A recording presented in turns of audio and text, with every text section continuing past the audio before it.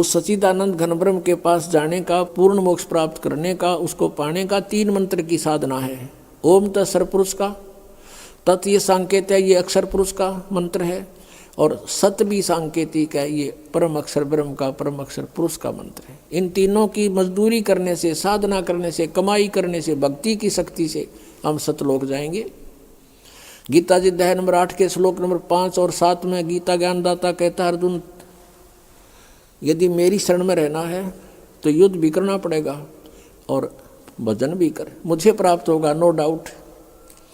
अब अपनी प्राप्ति बता रहा है कि मेरी भी प्राप्ति होगी इस ओम मंत्र से, ओनली 1 मंत्र, 8वें अध्याय के 13वें श्लोक में। और कहता युद्ध भी करना पड़ेगा, यहाँ शांति नाम की चीज नहीं, परम शांति चाहिए तो उसकी शरण में जा। 8वें अध्याय के 8, 9, 10 3 मंत्रों में कंटिन्यूस बताया है कि उस सच्चिदानंद घन ब्रह्म की जो साधना करता है, उस तत्वदर्शी संत के बताए अनुसार उस मंत्र से,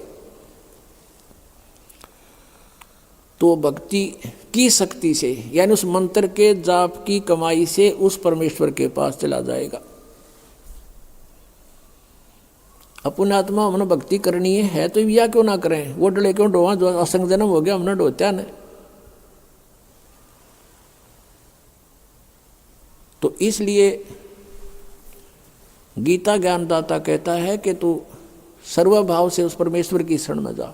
और 18वें अध्याय के 66वें श्लोक में इन अनुवादकर्ताओं ने यहाँ भी अनर्थ कर रखे हैं। व्रज का अर्थ जाना होता है, इन्होंने आना लिखा है, क्योंकि ये श्री कृष्ण जी को सुप्रीम पावर मान के और तब इसका गीता जी का अनुवाद किया। जबकि श्री कृष्ण जी तो विष्णु अवतार थे, ये सतोगुण भगवान हैं और ब्रह्म के पुत्र हैं, और मूल परमात्मा की भक्ति से, यानी उससे ही हमें लाभ होगा। उसका अर्थ ये बनता है कि सर्वधर्मान परित्यज माम, मेरे सत्र की, ब्रह्म सत्र की जो ओम की पूजा उस 3 मंत्र के जाप में, ओम तत्सत में, वो मुझे छोड़ दे। और यज्ञ हवन जो भी हैं ये ब्रह्म सत्र के हैं, ये सब धार्मिक पूजाएं मुझ में त्याग कर एकम शरणम व्रज, एक मन जिसके बराबर दूसरा ना हो, अद्वितीय प्रभु सच्चिदानंद घन ब्रह्म, उसकी शरण में जा, मेरे सत्र का मुझे दे जा। हम पहले ओम नाम के कमाई यज्ञ करके हम कहाँ जाते थे, ब्रह्मलोक में चले जाते थे, वहाँ अपनी पूंजी खत्म करके उस रेस्टोरेंट में वापस फिर गधे बन जाते थे। अब हमें ज्ञान हो गया, हम इस पूंजी का नष्ट नहीं करेंगे, हम सदुपयोग करेंगे, इसका कर्जा उतारेंगे, चले जाएंगे। तो इस काल को इस सब ओम नाम का जाप इसको दे देंगे, ये हमें छोड़ देगा, फिर कुत्ते गधे नहीं बनाओगा, हमें बंद में नहीं रखेगा। तब ये कहता है अहम तवा सर्व पापे व्यामोक्षामि मा शुच, मेरा कर्जा तार दे, फिर मैं तेने क्यों दुखी करूँगा, मैं नहीं रुकूँगा यहाँ पर, और फिर जा तू अपने घर ने। और ये नो कहें मेरी शरण में आ जा, सभी धर्मों के कर्मों को मुझ में छोड़ मेरी शरण में आ जा। उसकी शरण में तो पहले था ही वो। दूसरे अध्याय के 7वें श्लोक में अर्जुन कहता है कि आप मेरे गुरु हो, मैं आपकी शरण हूँ, मेरी बुद्धि काम करना बंद करगी, मेरे हित में जो हो तुम वो बताओ। अब 18वें अध्याय के 66वें श्लोक में ये अज्ञानी कहें कि श्री कृष्ण अपने ही शरण माने को कहता, प्रथम तो श्री कृष्ण बोल ले नहीं रहा, उसमें बोल रहा काल। अगर श्री कृष्ण मानकर चलते हो तो पहले कह रहा अर्जुन के मैं तो आपकी शरण में हूँ, आपका शिष्य हूँ, और बता शरण में की जा, उसके अंदर बढ़े। तो ये बिना ज्ञान की बातें थी, हमें मूर्ख बना रहे थे ये नकली गुरु, संस्कृत की भाषा जान के, यह आत्मिक ज्ञान नहीं था इनके पास। तो अंधे की बाँ गई, अंधे ने मारे कौन बतासी। अब क्या बताते हैं, मन तू चल रे सुख के सागर, जहाँ शब्द सिंधु रत्नागर। कोट जन्म तन भर मत होगे, कुछ ना हाथ लगा रे। कुकर सुकर खरबया बोरे, कौआ हंस बुगारे। कोटि जन्म तन भर मत होगे, कुछ ना हाथ लगा रे। कुकर सुकर खरबया बोरे, कौआ हंस बुगारे। सुखदेव ने 84 भुगती, बना पजावे खरवो। तेरी क्या बुनियाद पुरानी, तू पेंडा पंथ पकड़वो। कोट जन्म तन भर मत होगे, कुछ ना हाथ लगा रे। कुकर सुकर खरबया बोरे, कौआ हंस बुगारे। कोटि जन्म तू राजा की न्या मिटी न मन की आशा, भिक्षुक होकर दर दर घूम लिया मिला न निर्गुण रासा। इंद्र कुबेर ईश की पदवी ब्रह्मा वरुण धमराया, विष्णुनाथ के पुर को जाकर फिर भी वापस आया। असंग जन्म तन मर्त्या होगे जीवित क्यों न मरे रे, और द्वादश मद मैल मठ बोरे बहुर न देह धरे रे। दोजक भिष्ट सभी ते देखे राजपाट के रसिया, तीन लोक से तरपत नाही ये मन भोगी खसिया। सतगुरु मिले तो इच्छा मेटे पद मिल पदे समाना, चल हंसा उस लोक पठाऊं जो आदि अमर अस्थान। चार मुक्ति जहाँ चंपी करती माया होरी दासी, दास गरीब अभय पद पर से वो मिले राम अविनाशी। एक के शब्द में सारा जाड़ा दे दिया उस परमात्मा परिचित पुण्यात्मा आदरणीय गरीबदास साहिब जी ने। क्या बताते हैं, मन तू चल रे सुख के सागर, जहां शब्द सिंधु रत्नागर। अब सुख सागर क्यों कहा इसको, सतलोक को, उसको डिफाइन किया है परमात्मा की वाणी में। शंखों लहर मेहर की उपजे कहर नहीं जा कोई, दास गरीब अचल अविनाशी ही सुख का सागर सोई। उस सतलोक में कहते हैं आपके अंदर असंख्यों लहर मेहर की उपजेंगी, कहर नहीं जा कोई। जैसे आप कभी कभी एकांत में बैठे हो दास के साथ, तो बहुत बार बनी है ऐसी बातें, ऐसी बहुत बार हिलोर उठती हैं। जब वो एक तरंग आती है मेहर की, उस समय कोई भी बुरा दिखाई नहीं देता।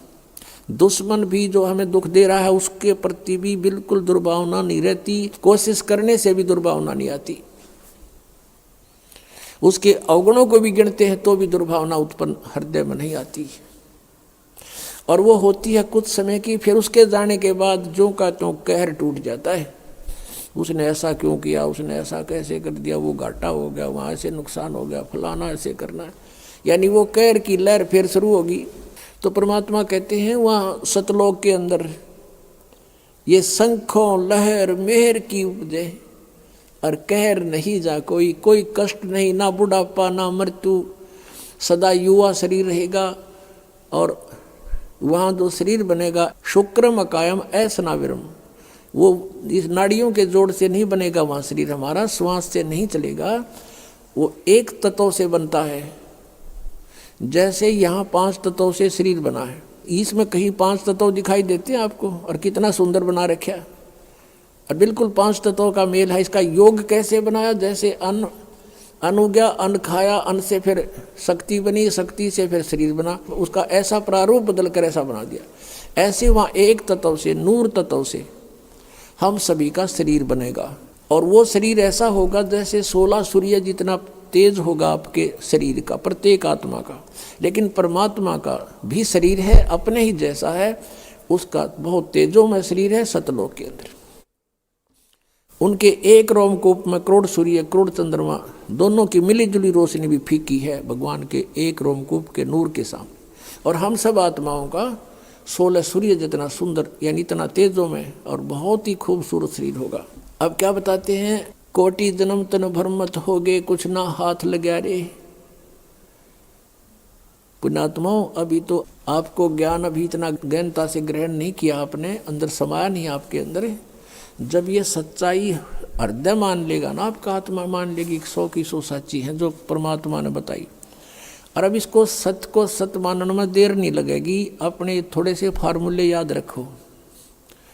सभी वेद कहते हैं परमात्मा ऊपर रहता है, मनुष्य सदृश शरीर में है, और वहाँ से वो गति करके आता है। और यहाँ के क्या लीला करता है, जब वो बालक रूप धारण करके, शिशु रूप धारण करके प्रकट होता है, तालाब के ऊपर, जल के ऊपर, कमल के फूल पर विराजमान होता है। यानी जल के ऊपर विराजमान होने से उसको नारायण कहते हैं। अब पता लग जाएगा वो है कौन। और जो छोटे बालक जब होता है उसको कोई पुण्यात्मा संस्कारवश निसंतान दंपति उठा के ले जाती है। प्रत्येक युग में ऐसा होता है। और फिर परमात्मा वहाँ उनके परिवृष की लीला कुंवारी गायों से होती है। कुंवारी गाय से तो पुण्यात्माओं 600 वर्ष पहले भगवान आए थे कबीर जी, पूर्ण परमात्मा परम अक्षर ब्रह्म। उन्होंने वो लीलाएं की थी जो वेदों में लिख रखी है। वेद तो केवल परमात्मा की पहचान बताते हैं, वो ऐसा है, ऐसा करता है। वो लीला किसने की है आज तक? श्री कृष्ण का इतिहास देख लो, वह भी आए पृथ्वी पर, जन्म हुआ माँ से, लेकिन कबीर परमेश्वर का माँ से जन्म नहीं हुआ। ये तगड़मबाजी बढ़ा करते नकली आदमी कि एक विधवा ब्राह्मणी थी, वो उसने शर्म के मारे गिरगी, उसका विधवा का बच्चा हो गया, उसके विधवा का माँ का बाप का उसका कितने नाम गाम तो बता दो। ऐसे सट्टे मारे मूर्ख बना रखा था हमारे को, सारी झूठ बोल रखी थी, भगवान को कौड़ी सिद्ध कर दिया और कौड़ियों को लाल बता रखा था। और वो कंवारी गायों से दूध पीता है, वो कंवारी गायें दूध देती है। तो ये लीला परमेश्वर कबीर जी ने की थी और आज तक किसी ने करी हो बता दो। और किसी का नो प्रमाण ऊपर तो चलकाया और सह शरीर चला गया वापस, एक दिखा दो जिनको हम भगवान मानते थे, राम श्री कृष्ण का दिखा दो। तो कहने का भाव पुण्यात्माओं, हम भगवान को पहचान नहीं सके क्योंकि जिनको हम गुरु मानने थे वो अंधे थे, ज्ञान नेत्रहीन थे। वो कहते मोती मुक्ता दर्शत नाही, यो जग है सब अंदरे, दिखत के तो नैन चश्म इनका फिरा मोतिया बंदरे। किसी को मोतिया बंद हो जाता है, उसकी आंखें स्वस्थ दिखाई देती हैं और उसने दिखता कते नहीं, नपट अंधा होता है, ब्लाइंड मैन होता है वो। तो इसी प्रकार ये ज्ञान नेत्रहीन थे और दिखे थे चतुर, क्योंकि संस्कृत जाने थे। एक भाषा के जान लेने से उसमें लिखे हुए गूढ़ रहस्य को नहीं समझा जा सकता।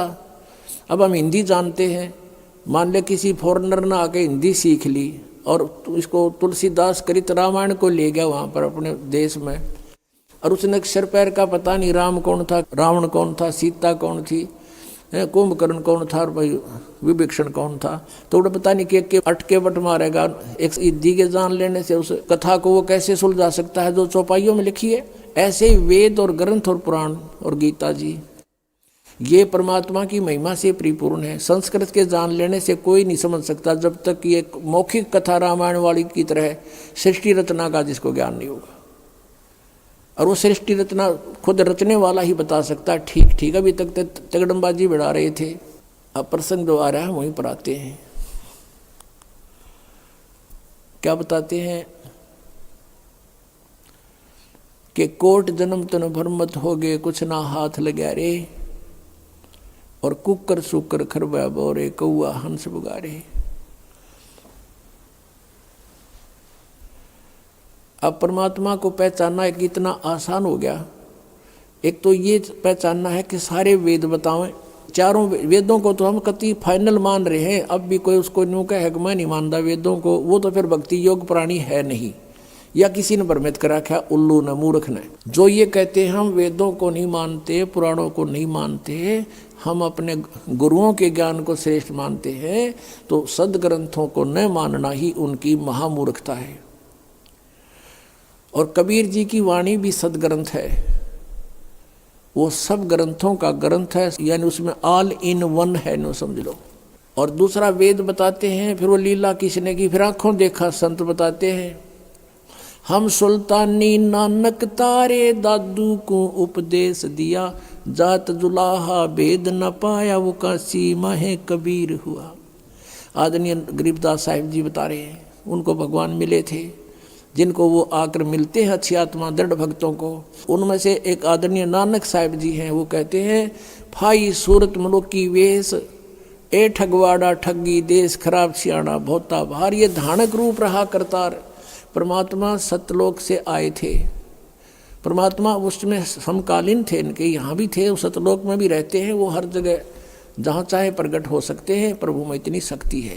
तो नानक साहिब जी को बेई नदी पर मिले थे, स्नान करने गए जब, उससे पहले भी वार्ता की थी कबीर रूप में आके, लेकिन नानक साहिब जी मान्य नहीं थे, लेकिन अंदर से टूट गए थे सच्चाई को सुन के। प्रार्थना यही करते थे, प्रभु फेर मिलो एक बार के।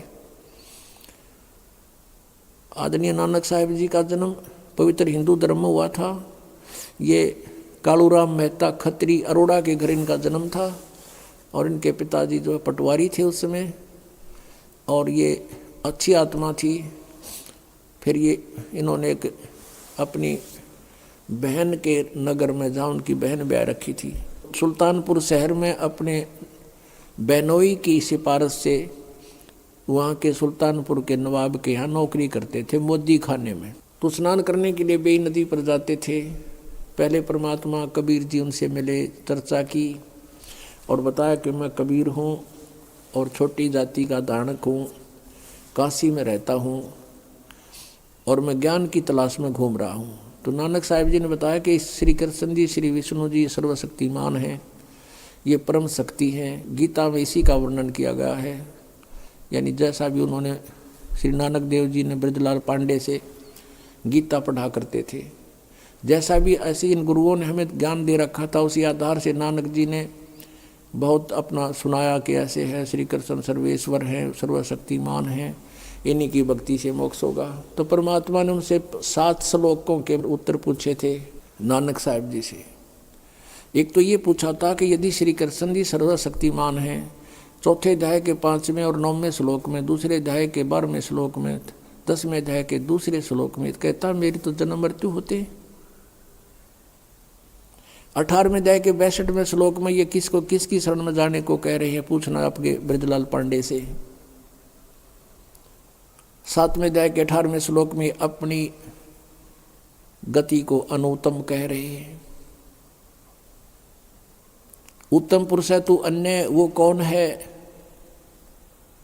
चौथे अध्याय के 34वें श्लोक में कहा कि तत्व ज्ञान तो कोई और है। ये गीता वाला ज्ञान तत्व ज्ञान है, इसको संत बतावेंगे। इन बातों को कह करके नानक साहिब जी नाराज हो गए ये सुनकर, लेकिन रात्रि के समय करवट बदलते रहे कि सचमुच बात तो सारी सच्ची है। नानक साहब भी पढ़े हुए थे, हिंदी भी पढ़े थे, फारसी भी पढ़े थे। उन्होंने गीता जी को देखा, एक आध ब्राह्मण से बात करी, किसी के पास उत्तर नहीं था। तो ऊपर से तो वो कबीर जी को धमका कर आगे थे कि तू गलत बोलता है तो मुसलमान दिखाई देता है। तो परमात्मा चले गए थे उस टाइम। कुछ दिनों के बाद उसको ऐसी कसक लगी नानक जी को, अंदर से रोने लगे, तड़पते थे। एक बार फिर मिले महाराज, फिर बात करेंगे। वो फिर दोबारा फिर मिल गए 15-20 दिन के बाद। उस समय केवल नानक जी को दिखाई दे रहे थे, अन्य को नहीं। कुछ देर बात हुई थी, फिर नानक जी ने, क्योंकि वो मन नहीं टकता जल्दी सी, उन्होंने कहा था कि मैं इस दरिया में छलांग लगाऊंगा, मुझे ढूंढ देना। नानक साहिब जी ने दरिया में छलांग लगा दी। परमात्मा ने उनको गुप्त किया वहाँ से और पीछे जाकर 3 किलोमीटर पीछे को, जहाँ से अप स्ट्रीम में ले गए, जिधर से पानी बहता आ रहा था, और वहाँ उनका शरीर एकांत स्थान पर रख दिया। आत्मा को लेकर सचखंड गए। सचखंड में देखा कबीर परमेश्वर जो जिंदा महात्मा के रूप में वहाँ उनको मिले थे, उसी रूप में ऊपर सतलोक में पहुँचे और परमात्मा सतपुरुष बैठे थे तख्त के ऊपर, ऑल ओवर कंट्रोलर की चेयर पे, उस सिंहासन पर। तो नानक साहब ने सोचा कि परमात्मा यू है सतपुरुष, सतपुरुष ये है सामने बैठे सिंहासन पर, और कबीर जी एक सिंपल वेश में जिंदा महात्मा के रूप में, साधु के रूप में, और ये यहाँ का नौकर होगा कोई कबीर। तो नानक जी ने सोचा। अब उस समय तक परमात्मा ने ये डिस्क्लोज नहीं किया। जब पहले रूप में मिले थे, जब तो कबीर रूप में मिले थे, दोबारा जब आए जिंदा महात्मा का रूप बना कर आगे, शरीर दूसरा था, चेहरा नहीं मिल रहा था बनारस वाले से। फिर उनको लेकर गए ऊपर।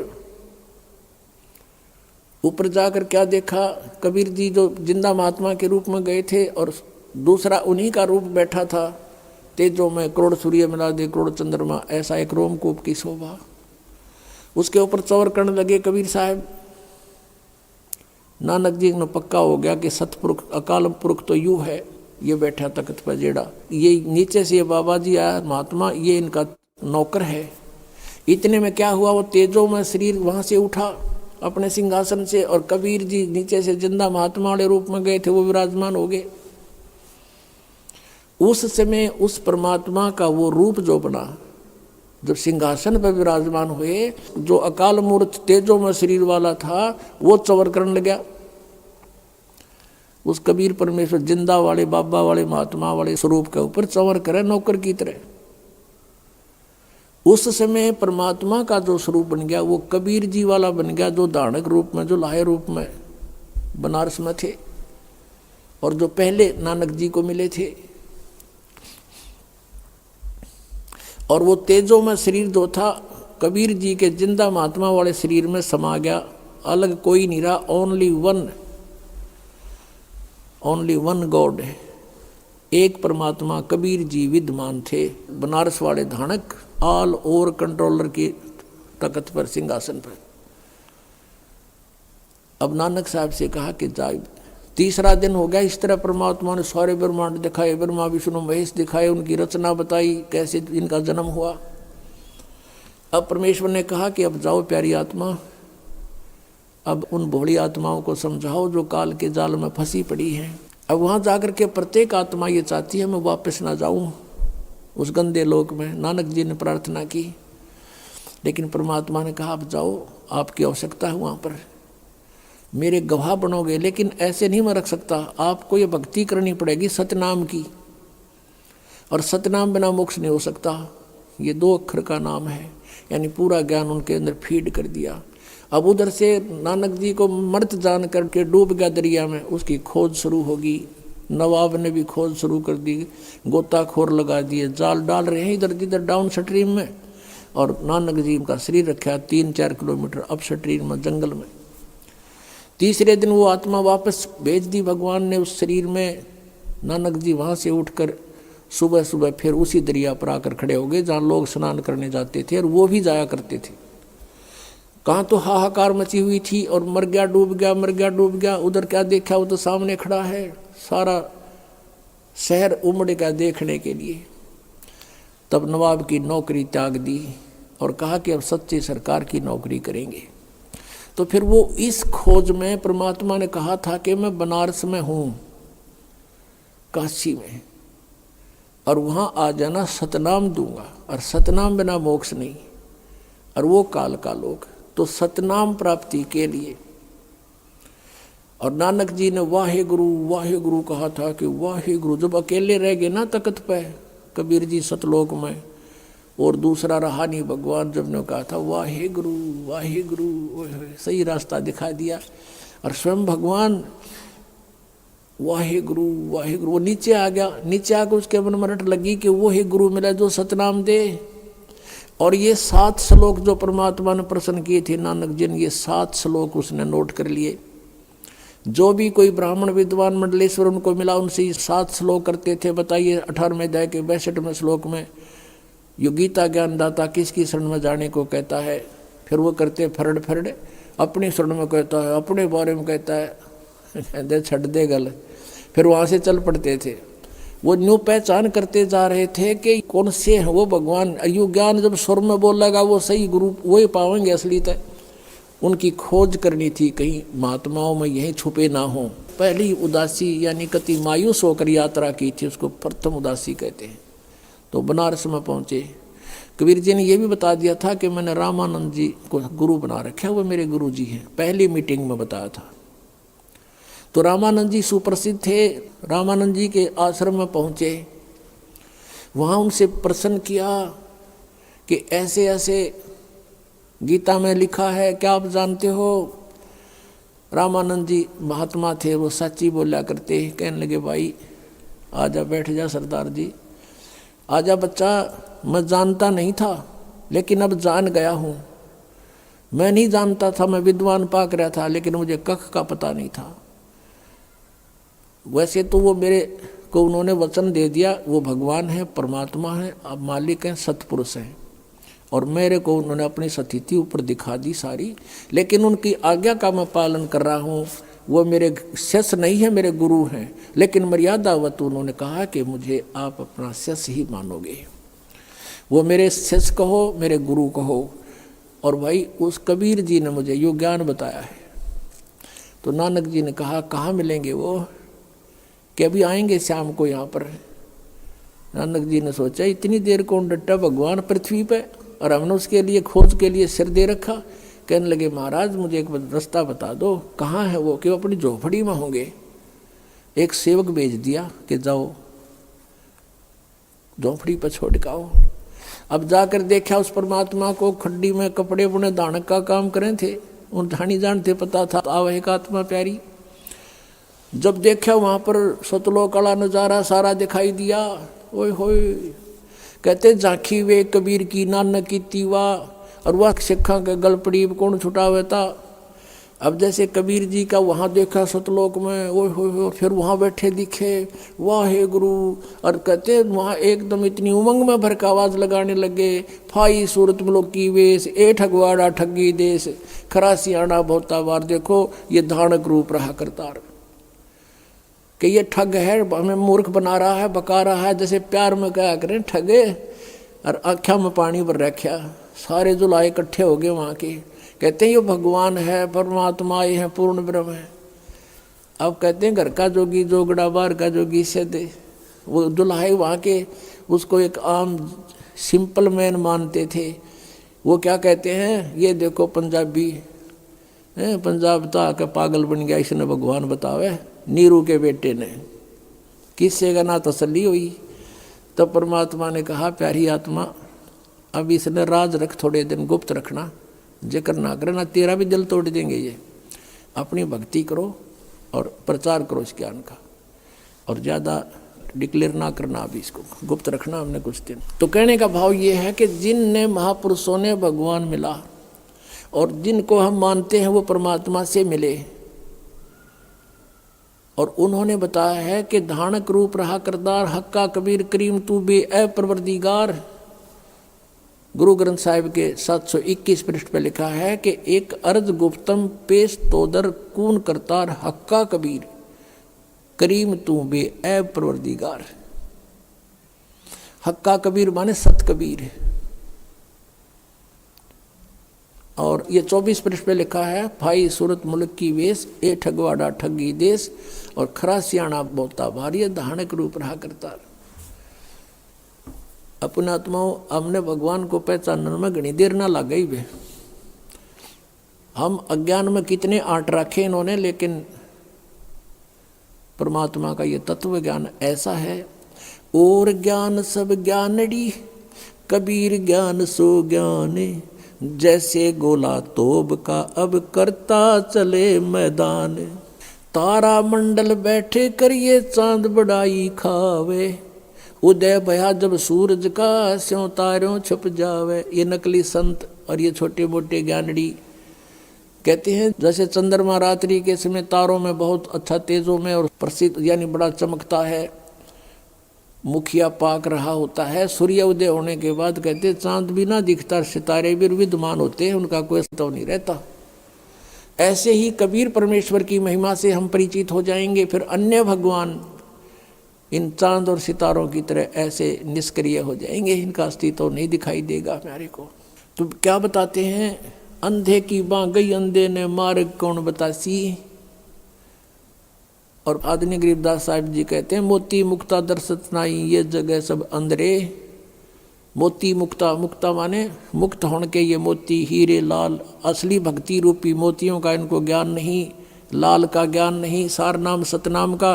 और ये कंगाल बन गए, कौड़ी को लाल जानकर आन उपासना करके अन्य देवताओं की पूजा करके ये कंगाल हो गए। मोती मुक्ता दर्शत नाही ये जगह सब अंधरे, और दिखत के तो नैन चश्म इनका फेरा मोतिया बंदरे। सारे पुराणों में लिखा है, वेदों में लिखा है, और ये विद्वान का हमें कख भी नहीं पता इसके बारे में। तो इनके अज्ञान रूपी मोतिया बिंद था, और वो मोतिया बिंद का ऑपरेशन दास का कर दिया भगवान ने, और दास को डॉक्टर बना दिया, सबका मोतियाबिंद हटा दूंगा, ऑपरेशन कर दूंगा, और फिर हम भगवान को स्वयं देखेंगे और पहचानेंगे। पुण्यात्माओं, परमात्मा पाना सबसे आसान। एक रोटी बनाने के लिए कितना प्रयत्न करती है एक बहन, कितना सामान सांग जोड़ना पड़ता है, कितना पलटा चिमटा है, फिर लकड़ी, तवा, चूल्हा, फिर गिलास, कटोरी, थाली, परात, आटा, नमक, मिर्च, और फिर उनको लाने के लिए कहाँ प्रयत्न करना पड़ता है। और जब जाके आटा गूंदा कर फिर रोटी बना के खानी पड़ती है, उसमें कितना समय, दोनों टाइम खावें कंपलसरी हम और बनावें।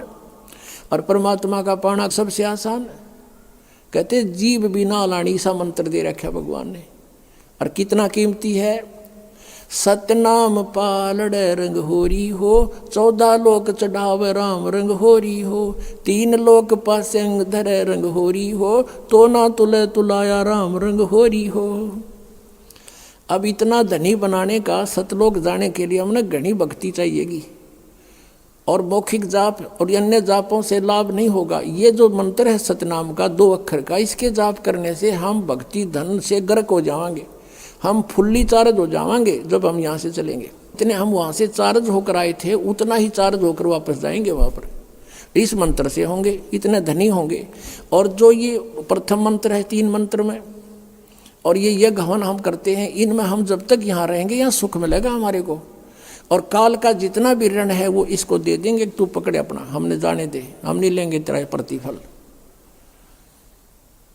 और ये 2 मंत्र 2 शेष बचेंगे, उसमें से जो तत् मंत्र का आपको दिया जाता है जाप, उसको हम अक्षर पुरुष के 7 संग ब्रह्मांडों को पार करने का टैक्स है उसका, वो दे देंगे, संभाल तू अपना। ये जो सत्य है, ये सार नाम है, इसकी भक्ति से हम सतलोक में पहुंच जाएंगे, स्थाई स्थान मिलेगा। अब क्या बताते हैं, कोट जन्म तन भरमत हो गए, कुछ नहीं हाथ लगा रे, कुकर सुकर खरबा बोरे कौआ हंस बगारे, कोटि जन्म तू राजा की, ना मिटी न मन की आशा, भिक्षुकों का दर दर गुम्या मिला ना निर्गुण रासा। आदरणीय गरीबदास साहिब जी की परमेश्वर कबीर साहिब जी ने दिव्य दृष्टि खोल रखी थी। उन्होंने आज से अरबों खरबों पहले की सारी घटनाएं एजिटी चित्रित कर रखी हैं, और उनको वो घटनाएं चलचित्र की तरह दिखाई देती थी। गरीबदास साहिब जी ने बताया है कि ये नानक साहिब जी जो थे, ये सतयुग में राजा अम्बरीश थे, यही आत्मा, और इतने पुण्यात्मा थे, इतने धर्मात्मा थे, और इतनी सत भक्ति करते थे, विष्णु जी को इष्ट मानकर दुर्वासा जैसे सिद्ध पुरुष ने भी इनके दरबार में फिट्टे मुंह होना पड़ा था। उसके बाद वही आत्मा फिर त्रेता युग में राजा जनक रूप में जन्म हुआ। राजा थे वो, और नौकर सैकड़ों लाखों की संख्या में सैनिक उसके नौकर थे। और वही आत्मा फिर पुनों को स्वर्ग में नाश करके बहुत यज्ञ किया करते थे राजा जनक, उनको नष्ट करके कलयुग के अंदर कालू राम मेहता के घर पे एक सिंपल मैन के घर जन्म हुआ, क्योंकि वो सब पुण्य खत्म हुए। और फिर नौकरी कर रहे एक नवाब के घर पे आप ही, और पहले उनके लाखों नौकर होते थे। तो काल का ये जाल ऐसा है। जब नानक साहिब जी को अपने पिछले जन्म दिखाए परमात्मा ने कि आप राजा थे, राजा जनक भी आप थे, और अब आप क्या हो, पेटा भर गया उस पुण्यात्मा का भगवान देखकर। इनको कहते हैं जो दृढ़ भक्त होते हैं उनको भगवान मिलते हैं। उस दिन के बाद फैसला कर लिया पूरा हिंदू समाज। नानक साहिब जी के पिता भी विरोधी हो गए थे कि तू के पैदा हो गया, हमारे देवताओं ने बुरा बतावे। और सब ब्राह्मण विरोधी हो गए थे कि ये पागल हो गया, इसका पता नहीं क्या हो गया, ये सब उल्ट सुल्ट बोल रहा है। तो इस प्रकार पुण्यात्माओं अब क्या बताते हैं, कोट जन्म तन भरमत हो गए। और यदि परमात्मा ना मिलते वह प्यारी आत्मा अगले जन्म में 84 लाख योनियों में जाती। कोट जन्म तन भरमत हो गए, कुछ ना हाथ लगा रे, कुकर सुकर खरबा बोरे कौआ हंस बगारे, कोट जन्म तू राजा की ना, और मिटी न मन की आशा, भिक्षुकों का दर दर गुम्या मिला ना निर्गुण रासा। आप ऐसे साधक भी रह चुके हो,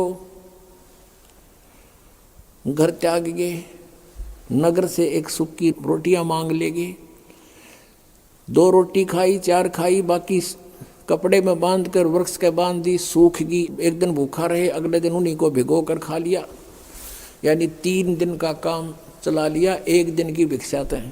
और खूब घोर तपस्याएं की, साधनाएं की, अन्य नामों की, अन्य साधनाएं की। उनसे क्या हुआ, तप से राज राजमदमानम, और जन्म तीसरे शुक्र सवानम। कहते हैं इंद्र कुबेर ईश की पदवी, इंद्र की पदवी प्राप्त कर ली ऐसी साधनाएं करके तूने। और इंद्र का कितना समय होता है, 72 चतुर्युगी, 72 चतुर्युग तक वो शासन करता है ऊपर, 72 चतुर्युग तक। और उसके बाद उसके दौरान इंद्र को एक हिदायत होती है, इंस्ट्रक्शन होती है, एक कंडीशन होती है कि तेरे शासन काल में, और यदि कोई इंद्र की पदवी प्राप्त करने योग्य तपस्या धर्म और यज्ञ कर लेगा तो तुझे बीच में ही तेरा शासन छीन लिया जाएगा और उसको इस पद पर विराजमान किया जाएगा। इंद्र को ये चिंता रहती है और उसके लिए फिर वो सतर्क रहता है। उसने अपने एजेंट छोड़ रखे होते हैं कि कोई मेरे शासन काल में और मेरी गद्दी प्राप्त करने योग्य कोई ऐसा धर्मपूर्ण तप ना कर ले, यज्ञ ना कर ले। एक मार्कंडेय ऋषि थे, बंगाल की खाड़ी में तपस्या कर रहे थे। इंद्र को पता लग गया। उसने एक अप्सरा भेजी, उर्वशी अपने इंद्र के लोग थे, स्वर्ग लोग थे, और बहुत सुंदर खूबसूरत सारे उसको सिद्धि दे दी। उस मार्कंडेय ऋषि के आसपास 8-7 किलोमीटर वहाँ गए, एक बसंत जैसा माहौल तैयार कर दिया, ना गर्मी ना सर्दी, महक छोड़ दी अपनी सिद्धि थे, और अपने आप सारंगी ये सब साजबाज अपने आप बजने लगे। और वो मार्कंडेय ऋषि के सामने खड़ी होकर नाचने लगी, डांस करने लगी, करती रही डांस। और मार्कंडेय ऋषि में कोई गतिविधि नहीं हुई जैसा वो चाहती थी। आखिर में वो निवस्त्र होगी, कमर का नाड़ा तोड़ दिया। जब कति नंगी होगी, संत ने ऋषि ने कहा, है बेटी, हे माई, ये क्या कर रही है तू, यहाँ किस लिए आई तू? तो शर्मिंदा होकर के वस्त्र पहन कर कहने लगी, हे मार्कंडेय ऋषि, मेरे को देखकर इस बनखंड में जितने भी तपस्वी थे सब डामाडोल हो गए, इनका तो दीन धर्म नष्ट हो लिया, और तुम पता नहीं कहाँ तुम्हारी समाधि थी, तुम जानो। और उसने कहा मार्कंडेय ने कि मेरी जहाँ समाधि थी वहाँ तेरे जैसी तो नाचने वालियों की 7 बांधी थी, नौकरानी थी। वो कितनी खूबसूरत होंगी जहाँ मैं देख रहा था डांस। तेरे तो कोई सुथरी हो ना, उसने भेज, कोई तेरे से सुंदर हो। तब उसने कहा कि मैं इंद्रलोक में सबसे सुंदर मैं ही हूँ, मैं इंद्र की पटरानी हूँ, और आप एक बार इंद्रलोक में चलो, नहीं तो मेरी मजाक करेंगे, मुझे दुहागन कर देगा इंद्र, नो कहेगा तुम आर कर आएगी, मुझे सजा मिलेगी। अपनात्माओं, जैसे हम हठ योग का जो ध्यान करते हैं ना, ये कति अज्ञानता है। 2.5 घंटे सुबह, 2.5 घंटे शाम, ये तो बात तो कुछ कोई ना, ये तो बकवाद से मेरी। हजारों वर्ष, सैकड़ों वर्ष सारा दिन साधना करते थे, मेडिटेशन लगाते थे। मेडिटेशन के वैसे होता है जैसे आप फिल्म देखने जाते हो, 3 घंटे जाते थे, अब तो नहीं जाओगे ना जाते हो। 3 घंटे इसे लगे जब 3 मिनट में गए, क्योंकि वो बकवाद दिक्कत थी सारी अनोखी सी। ऐसे ही ये समाधिस्थ जो होते हैं, अंदर शरीर के अंदर चैनल लगे हमारे शरीर में, जैसे टीवी में चैनल होते हैं, और पिछले संस्कार से इंसान कोई साधना का प्रयत्न करता है तो उसका कोई जब समाधिस्थ होने का हठ योग करता है तो कोई चैनल ऑन हो जाता है, यानी हम अंदर कमल है, वो कोई सा कमल खुल जाता है उसके पिछले संस्कार से, और फिर उसमें प्रवेश कर जाता है। वहाँ सब ये डांस, नाचने, गाने, ये सब हो रहे हैं ऊपर के लोकों में। वहाँ तो अपनी कमाई खराब करने जाती है सब पुण्यात्माएं।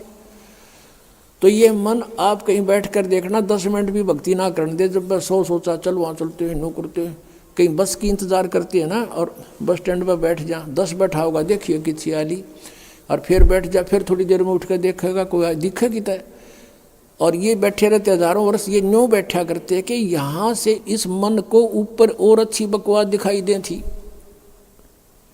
मार्कंडेय ऋषि कहता था मेरी समाधि ब्रह्मलोक में पहुंच रही थी, सहस्रार कमल में, और इस टीवी देख रहा था शरीर के अंदर। वो यहाँ ये चोटी दौर है तो वहाँ होटल है, होटला में जीवात्मा वहाँ पहुँच गई मार्कंडेय ऋषि की, और तभी तो ये बैठे रहा करते इतनी समय तक ना कौन बैठे, और बैठने से इनका तप बन जाता। तब से अगले जन्म में राजा, और कुछ दिन स्वर्ग में, और फिर 84 लाख योनियों में इनका ऐसी दुर्गति हो रही थी। उर्वशी कहने लगी कि इंद्र की पटरानी मैं ही हूँ। तब मार्कंडेय ने कहा जब इंद्र मरेगा तू क्या करेगी? उस इंद्र की रानी ने, इंद्राणी ने कहा सची ने कि मैं 14 इंद्र वरूंगी।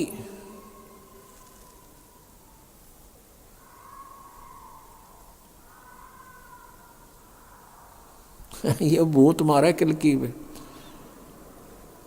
ये पहला करके साधना गलत है। अरे अब ये सही कहे गया बिरान माटी तो न्याय वो है जो महाराज जी बता रहे हैं। प्रिया दच्चा जब है जब सारा काम बिगड़ ले है, लेकिन फिर बात क्या बने, फिर कोई यूज नहीं इसका। तो कहने का भाव ये है कि वो कहने लगी देखो पुण्यात्माओं, कितना गहरा ज्ञान दिया परमेश्वर ने। वो जो सची रूप में इंद्र की पटरानी रूप में जो आत्मा है, उसने कभी जन्म जन्मांतर में कितने पुण्य करे, वो 14 इंद्र मर जाएंगे और वो अकेली उनकी पटरानी बनी रहेगी। उन्हें तो वहाँ सुख भोगने का मतलब है, अपना आनंद लेना है, वहाँ इज्जत बेइज्जती कुछ नहीं है ऊपर के लोगों में। वो तो पटरानी बनी रहेगी। इंद्र मर गया, बेहतर चौकड़ी युग पूर्ण होते इंद्र मर जाएगा। और वो क्या बताती है कि जितने इंद्र मैं भोगूंगी, यानी वो तो अकेली रहेगी पत्नी उनकी, और 14 इंद्र एक ब्रह्मा के एक दिन में 1008 चतुर्युग हैं, और इंद्र का शासन काल 72 चतुर्युग का होता है, तो 14 इंद्र इसमें अपना शासन काल पूरा कर जाते हैं। 1008 चतुर्युग होता है वैसे, लेकिन लंप संप इसको 1000 चतुर्युग मानते हैं। तो वो क्या कहती है कि उसने इतनी अच्छी तपस्या साधना भक्ति धन धर्म कर रखा था कि 1008 चतुर्युग तक वो अकेली आनंद भोगती है एज ए पटरानी, यानी स्वर्ग लोक में। और 14 इंद्र अपना शासन काल 72 चतुर्युगी पूरा करके मरते रहेंगे, तो वो गधे बन जाते हैं। 60 गधे की योनि से होता है इंद्र का जो जीवन 83 लाख योनियों में। अब क्या बताया है कि तू इंद्र मरेगा जब क्या करेगी, ऋषि मार्कंडेय ने पूछा। इंद्राणी ने उत्तर दिया कि मैं 14 इंद्र भोगूंगी। मार्कंडेय ने कहा कि वो 14 भी मरेंगे जब के करेगी कि मैं तो गधी बनूंगी, और जितने इंद्र मैं भोगूंगी वो गधे बनेंगे। फिर जिस लोक के राजा भी गधे बने और रानी भी गधी बने, फिर मुझे वहां क्यों ले जावे थी। न्यो बोली अपनी इज्जत रखने खातिर, ना तो वहाँ न्यो कहेंगे कि तू हार का आगी। अब मार्कंडेय ऋषि हंसे, फिर न्यो बोले रहे तू आज भी गधी 14 खत्म करेगी और मेरे पाछे फिर खुद का गधी बनोगी, बता तू भी इज्जत की ठेकेदार नहीं हो रही, अब बिनो का बेइज्जती होएगी। अरे थारा गजब हो। इतने में इंद्र आ गया। इंद्र आ गया, कहा हे बंदनवाज, इंद्र की गद्दी प्राप्त करो, तुम जीते हम हारे। मार्कंडेय ऋषि कहने लगा, रे इंद्र क्या बोल रहा है, इंद्र की गद्दी तो मेरे लिए काग की बीट है, और बेटा आजा मैं तुझे ब्रह्मलोक का रास्ता बता दूं, वहाँ बड़ा सुख है, ब्रह्मलोक में इतना आनंद है, ये तो कुछ भी नहीं है। अब उस ब्रह्मलोक के आनंद का बेरा था, इस तागे इनको ज्ञान नहीं था ऋषियों को। ओम का नाम जब ब्रह्मलोक में वहाँ ठाठ होकर फिर मार्कंडेय भी पशु बने, वो उसका याद नहीं थी। जिसने जो साधना वो अपने को सुपीरियर मानता है, लेकिन ब्रह्म साधना इनसे अच्छी है, इन अन्य डले ढूंढते, लेकिन वो भी मोक्षदायक नहीं है। लेकिन मार्कंडेय को वो अपनी मोक्षदायक लगा थी, और इंद्र वाली से बढ़िया। तो इंद्र से कहा कि आजा इंद्र, तुझे ऐसा मार्ग बता दूंगा और छोड़ दे इसने। इंद्र कहता है कि महाराज जी फिर देखूंगा, इब तो मैंने मौज मारने दो, अगजा मर ले कुएं पड़ के। अब गधा अपने पाछे के देखेगा, फिर तो कुम्हार देखेगा। अब जैसे आप जिस ज्ञान से परिचित होते हो, अपने मित्र से, भाई से या किसी और रिश्तेदार से बताते हो, दास के साथ भी ऐसे बनता था। तो सारी बात सुन सुना के वो नो क्या करता, हम उनको बताते भाई पशु बनेंगे, गधे बन जाएंगे, कुत्ते बन जाएंगे, फिर तो बिरान मट्टी होगी। नो बोला देखी जाएगी। हाँ बता, गधे बने पासे के देखी जाएगी, तो कुम्हार देखेगा, फिर तो 2.5 मन का बोरा गट्टा मारेगा लठे। अब देखना तो ईब है, बुराई छोड़ भक्ति कर, परमात्मा का नाम ले, सारा इतिहास खोल कर धर दिया परमात्मा ने, इस दास के माध्यम से खुलवा दिया सारा ज्ञान। तो इसी तरह जैसे कोई गुट्टी लाव है सामने, वह टीटी बन जाए गुट्टी ला के, उन्होंने सोचा गुट्टी छोड़नी पड़ेगी, नो फिर देखेंगे, फिर कुम्हार देखा, फिर तो तुम नहीं देख सकते। तो ये किसी ना कोई ऐब किसी के अंदर काल ने फट कर रखा है, या कोई और बकवादा बढ़ रहा है, तो वो ना छूटती, और वो छोड़ने पार पड़ेगी। वो तो कल मृत्यु होगा तो छूटेगी, जिसको तू अपनी मान रहा है। तो इन फार्मूलों से हम इस मार्ग पर दृढ़ होकर चल सकते हैं। अब इसको लंबा ना करके थोड़ा शॉर्ट में बताते हैं। फिर क्या बताते हैं, इंद्र कुबेर ईश की पदवी और ब्रह्मा वरुण धर्मराया विष्णुनाथ के पुर को जाकर फिर भी वापस आया। कहते असंग जन्म तना मरत्या हो गए, जीवित क्यों ना मरे रे, ये 12 मद महल मठ बोरे बहुर ना दे धरे रे। जीवित मरना किसे कहते हैं? एक तो ये है कि इच्छाओं का नाश करे, बड़ी कोठी बनाना, बड़ी कार लेना है, फिर उधर की बकवास ब्याह शादियों में डांस करना, गुटी लगाना, फिर दहेज देना और लेना, लोग दिखावा करना। कहते ये बकवास छोड़नी पड़ेगी। संसार के चोचलों को देखकर हम नहीं चल सकते, उनसे मन हटाना पड़ेगा। और दूसरा जीवित मरना ये है, जैसे आप जी यहाँ आते हो, मन कोई ना कोई आंट अड़ावेगा आपके, यूँ नुकसान हो जाएगा, नो हो जाएगा, फलाना हो जाएगा। तो उस समय विचार करना चाहिए कि जो व्यक्ति ऐसे कंपलसरी काम के लिए नाइट सर्विस से गया था और वापस आना था, उसने रात्रि में मृत्यु होगी, एक्सीडेंट होगा उसकी। अब कितना कंपलसरी, कितना ज़रूरी कार्य था जिसके लिए वो रात ही वापस आना चाहता था। अब आप भी गया और वो काम भी रह गया। तो नो इस मन पापी ने समझा दे, जब ये बकवाद करने लग गए, सत्संग की तरफ चले और ये कुछ आंट अड़ावे, तो नो मन जीवित मर ले कि नो सोच ले मैं मर गया और मेरी मृत्यु होगी और फिर कौन संभालेगा इसने। और चल पड़ा आंख मीच के सत्संग की तरफ। आप देखना इसका कहते बड़ा पुण्य मिलेगा आपको। और फिर 3 दिन के बाद 4 दिन के बाद आप वापस चले जाओगे और आप वापस जा करके जो थोड़ा बहुत काम उलट पुलट हो भी गया, वैसे तो होता नहीं भगवान के लिए, जो सच्चे दिल तो चलते ठीक उड़क खड़ा पाओगा भगवान आपको, ये सत्कर मान लेना। लेकिन हम इतना विश्वास नहीं कर पाते शीघ्र, तो इन परमात्मा के विधान के अनुसार चल कर देखें। तो यूँ सोच ले 4 दिन में जो काम बिगड़ गया उसने फिर संभाल लेंगे जाके। और जब परमानेंट टिकट कटेगी फिर, या कौन सा ये पक्का कि हम नहीं मरेंगे, जब मान ले परमानेंट मर गए, मृत्यु होगी, फिर क्या करोगे? वो काम फिर भी रह गया, राम भी रह गया। कहते हैं राम नाम कड़ुआ लग गए और मीठे लग गए दाम, दुविधा में दोनों गए, माया मिली ना राम। एक हमारे गुरुदेव जी के शिष्य थे, तलवंडी भाई कस्बा है फिरोजपुर जिले में, और गुरु जी के सतलोक जाने के उपरांत दास की वहाँ जाके सत्संग करने लग गया था। कुछ दिन किया वहाँ, दूसरे रविवार को। तो उनका गुरु जी के जो शिष्य थे, उनका कोई रिश्तेदार आया था, कोई बुढ़िया के शोक व्यक्त करने।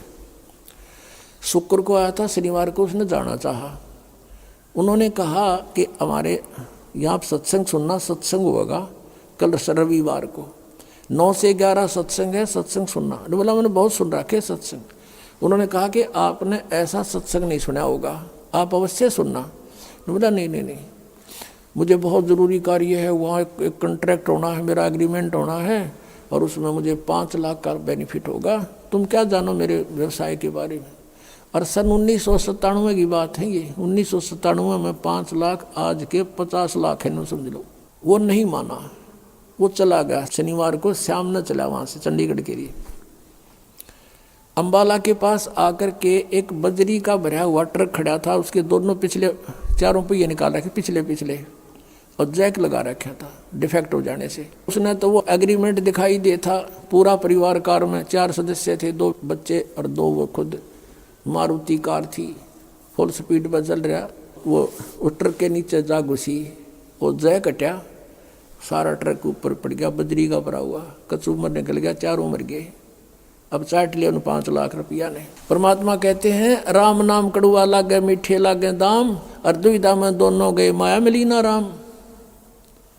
तो इस तरह इस मन पापी को अपने मालिक के इन फार्मूलों से हटाकर और इसमें जोड़े रखे भगवान के पाड़े पे। फिर क्या बताते हैं, दोजिक भिष्ट सभी ते देखे राजपाट के रसिया, और 3 लोग से तरपत नाही यो मन भोगी खसिया। कोई सरपंच बन जाता है, नो नीत रहे चेयरमैन बनूं, चेयरमैन बन जाए नो सोचा मैं एमएलए बनूं, एमएलए बन जाए नो सोचा मंत्री का दाव लगे, मंत्री बनते नो सोचा मुख्यमंत्री बनूं जो पेटा भरे। इतने मृत्यु हो जा भाई, दर दर फिरे।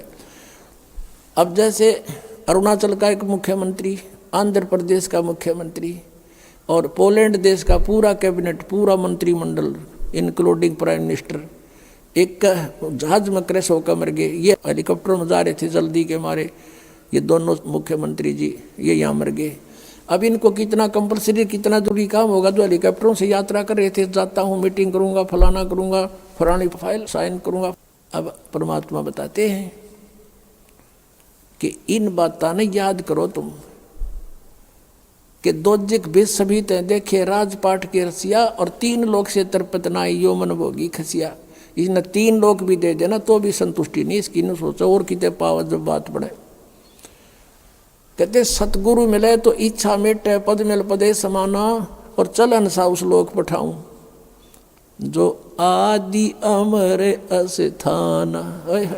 आदरणीय गरीबदास साहब जी कहते हैं कि सतगुरु मिले तो इच्छा मिटे। इस तत्व ज्ञान से आपके सभी इच्छाओं का नाश कर देगा। यहाँ की कोई भी वस्तु तुम्हें सुहावे नहींगी जो भक्ति बाधक हो।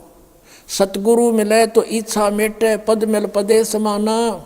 पद माने वे ऑफ वर्शिप, पद पद्धति, भगवान के पाने की विधि, और पद यानी सही शास्त्र अनुकूल सत साधना मिलने से पद पद्धति मिल गई। पद मिल पदे समाना। गीता जी अध्याय नंबर 15 के श्लोक नंबर 4 में कहा कि तत्वदर्शी संत की प्राप्ति के पश्चात परमेश्वर के उस परम पद की खोज करनी चाहिए जहाँ जाने के बाद साधक फिर लौटकर कभी वापस संसार में नहीं आता। यहाँ बता रहे हैं आदरणीय गरीबदास साहिब जी कि सतगुरु मिले तो इच्छा मिटे, पद मिल पदे समाना। सही साधना के मिलने से वो पद मिलेगा, अमर पद, जहाँ जाने के बाद फिर लौट कर नहीं आते। और चल हंसा उस लोक पठाऊं जो आदि अमर अस्थाना। 18वें अध्याय के गीता जी के 62वें श्लोक में कहा, अर्जुन तू सर्वभाव से उस परमेश्वर की शरण में जा, उसकी कृपा से तू परम शांति को और सनातन परम धाम को प्राप्त होगा। आदि अमर, आदि माने शाश्वत, सनातन कदे का। चल हंसा उस लोक पठाऊं जो आदि अमर स्थाना। और वहाँ क्या सुख है? तुम यहाँ की जो सुख, चौथी मुक्ति भी प्राप्त कर लेते हो, चारों मुक्ति भी प्राप्त कर ले हो, तो भी एक दिन समाप्त होंगी तुम्हारी। तुम उसको परमानेंटली नहीं रख सकते। और वहाँ पर कहते हैं 4 मुक्ति जहाँ चंपी करती, ये सुख तुम्हारे चरणों में सदा पड़ा रहेगा। और माया हो रही दासी, दास गरीब अभय पद पर से, वो मिले राम अविनाशी। ओए होए। अब जहाँ से हम शुरू हुए थे कि जग सारा रो गया रे, जिन सतगुरु वेद न जाण्या, सग सारा रो गया रे। जन्म मरण का रोग लगा है, तृष्णा बडरी खांसी, आवागवन किया डोर गले में, पड़ी काल की फांसी। जग सारा रो गया रे, जिन सतगुरु वेद न जाण्या, जग सारा रो गया रे। फिर क्या बताते हैं? सार शब्द सर जीवन बूटी, गैस गैस अंग लगावे, कहे कबीर तुम सतकर मानो, ये जन्म मरण मिट जावे। सार शब्द सर जीवन बूटी, गैस गैस अंग लगावे, कहे कबीर तुम सतकर मानो, ये जन्म मरण मिट जावे। अब ये है वो पद, ये तीनों मंत्र का जो जाप आपको मिलेगा। और प्रथम ये 7 मंत्र दिए जाते हैं, फिर सतनाम 2 मंत्र का दिया जाता है। इससे क्या बताते हैं? 4 मुक्ति जहाँ चंपी करती, माया होरी दासी, दास गरीब अभय पद पर से, वो मिले राम अविनाशी। वो परम अक्षर ब्रह्म। जैसे अक्षर पुरुष की आयु कितनी है? 70,000 बार त्रिलोकी शिव मर जाएंगे जब एक युग होगा परब्रह्म का, अक्षर पुरुष का। और फिर 1000 उसे बने हुए युग का दिन, इतनी ही रात्रि, 30 दिन रात का महीना, और 12 महीने का 1 वर्ष। और 100 वर्ष की अक्षर पुरुष की आयु, फिर भी मृत्यु। एती उम्र बुलंद मरेगा अंतरे, क्योंकि सतगुरु लगे न कान न भेंटे वो संतरे। चौथे अध्याय के 34वें श्लोक में जिन तत्वदर्शी संतों के बारे में कहा है कि तुम इतनी लंबी उम्र पाकर भी अंत में मृत्यु को प्राप्त होते हो, उसका कारण क्या है? क्योंकि सतगुरु मिले नव भेंटे संतरे। ऐसे संत भक्त नहीं मिले जो इन्हों बतावें कि आज के दिन बरवाड़ा के अंदर है जो कुछ है, और वो सतगुरु की शरण नहीं लेने से कहते फिर एती उम्र बुलंद, इतनी लंबी आयु होगी तो भी मृत्यु होगी, बिरान माटी जारी रहेगी। तो क्या बताते हैं, समझा है तो सिर दर पाओ और बौर नहीं रे ऐसा दाओ। बोलो सतगुरुदेव। आप सुन रहे थे जगत गुरु तत्वदर्शी संत रामपाल जी महाराज जी के मंगल प्रवचन। अधिक जानकारी के लिए विजिट कीजिए हमारी वेबसाइट www.jagatgururampalji.org। संत रामपाल जी महाराज जी के शुभ आशीर्वाद से पूरे विश्व भर में 500 से भी ज्यादा नाम दीक्षा केंद्र हैं, जिन पर संत रामपाल जी महाराज जी द्वारा ऑनलाइन निशुल्क नाम दीक्षा दी जा रही है। अपने नजदीकी नाम दीक्षा केंद्र का पता करने के लिए संपर्क करें 8222880541।